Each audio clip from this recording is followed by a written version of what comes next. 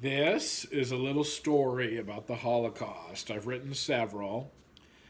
Uh, One called What They Knew, which was published so far 8 or 9 times in different journals. But this is something brand new, hasn't been published yet. It's about kind of a rivalry that develops within the concentration camp and a gambit, a game, a manipulation. But the rivalry is between two people who are similar, iconoclastic people who get pushed together. One a Nazi, a German guard, young, and the other is an older Jewish man who gets talked into teaching him chess, the young guard, to get him settled down because his fellow guards find him arrogant. And then more goes on from there, but this is toward the beginning, but not the first paragraph. It began with virtuous women who wanted to help others. Rudeness and blame by petty and jealous women followed. Then came the avalanche as the men became beasts. There was no need for excuse or reason, and please do not attempt to define a plot. Such things just happen in cycles, like the wheels of a bicycle turning. Mayhem decides itself, sparked perhaps by a glance. Felix hated losing the silence. He had finally fooled the girl. No longer being a virgin meant little in a world where new machines of largeness intended to fool all.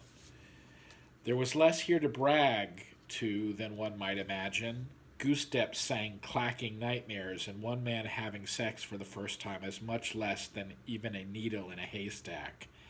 This was business, not a relaxed military duty station. Felix was uptight, and his peers noticed the restlessness. He tried on his own to understand Gluck's Iphigenia to futility. The kid was an odd one, a smart one. He needed distractions, or he'd become an asshole to work with. Hommel, the fixer, a senior sergeant, took up the task before co-workers beat Felix to death in the tunnel. Shaster, one of 3 men in the camp Hamel could have turned to, was the most available choice. Being Polish, he was supposed to know chess and music, but being a Jew who went to university meant he could teach both in the classical sense. Hamel first noticed Shaster's skill as he taught little Hans, a popular boy with the Germans in the camp, how to use rocks in the sand to play checkers. The boy Hans, who was maybe 7, had once waved from street corners with a star pinned to his chest at tanks and other unhappy German things marching past his neighborhood. And a little bit later, Shaster understood the type of con Hamel desired. Actually, Shaster considered cons a true form of making a friend. In the deception, one taught more than any promulgations of pedagogic truths, and the intimacy was twice as intense as that of honest lovers. All the young fool Felix wanted was an education. Chess hooked him first. Shaster had been playing it since age 5, and Felix grew up knowing it was something successful people did.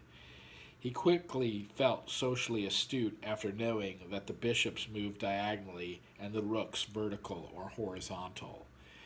It was like teaching a baby. Classical music was not hard to instruct upon as well. The Russians were forbidden, but there was enough Mozart and Bach to go around. Everything here was about reality, as in it was such a place one cannot fool with politics, at least especially the politics of liberty and true pleasure. Music was the compromise, and Felix took to the classics like a stormtrooper.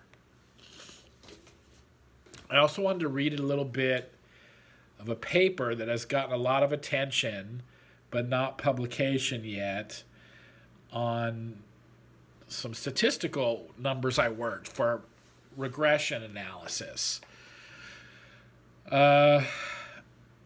It's a hotbed paper, but it comes from the Platonic ideal of what would be a perfect society. And then I worked backwards, and I found statistics that matched perfectly the concept.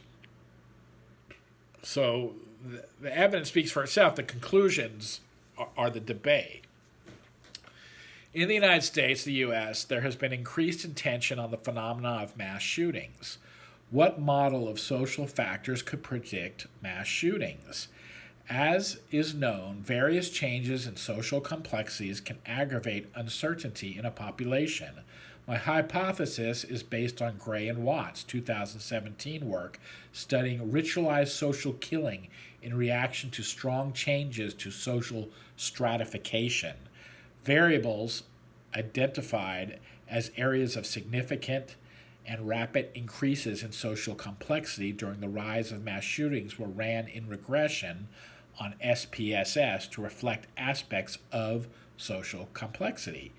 Two consistently stood out as significant over quite a long period of time. From 1982 to 2017, the number of articles in newspapers about climate sustainability and net profits for Apple computers predicted within incredible margin of error how many mass shootings and how many deaths for mass shootings would be within a particular year. Net profits of Apple Computer was selected as a variable that reflects increased social complexity because it may represent the rise of technology in society, the improvement of personal communication devices, iPhones introduced into the market in 2007, increased remote communication, and a wider platform base for personal computing. Statistica.com 2018. In any case, Apple net profits have been significantly predicting mass shootings since 1982. Articles in newspapers about climate sustainability were selected as a variable of increased social complexity as it may reflect an increased awareness of negative social, economic, and political consequences from environmental change. Awareness of these changes or perception of political belief in these changes could indicate to a population that forces that may or may not be beyond social control have vast and devastating destruction potential. The amount of mass media stories generally would be considered a vehicle for increased awareness in a population of any phenomena. In any case, the articles in newspapers about climate sustainability has significantly been predicting mass shootings since 1982. Let's see. I originally considered 17 variables for this paper. And the conclusion is there are wide gaps of ignorance toward explaining the escalation of mass violence in the U.S. There is no conclusive answers as to why American children are significantly and increasingly killing in school from the later part of the 20th century onward. Widening the qualitative and factorial scope to discern significant factors presumes to have merit. What is the cumulative effect on collective and individual psyches of continued evidence reflected in mainstream media that life on this planet is increasingly becoming untenable? How does a population react when technology empowers industry beyond traditional proportions? Apple has become the world's first trillion-dollar company, Davies, 2018. Facebook manipulations possibly influenced election outcomes, Alcott and Glenskoff, 2017. What effect do these factors have on the consciousness and evolution of populations? Though there is great difficulty in discerning purposes, meanings, or origins of mass social killing, there is evidence worth investigating to see if establishing some collective sense-making and statistical significance of social structures and mechanisms related to the phenomena of historically recent mass killings and increased social complexity.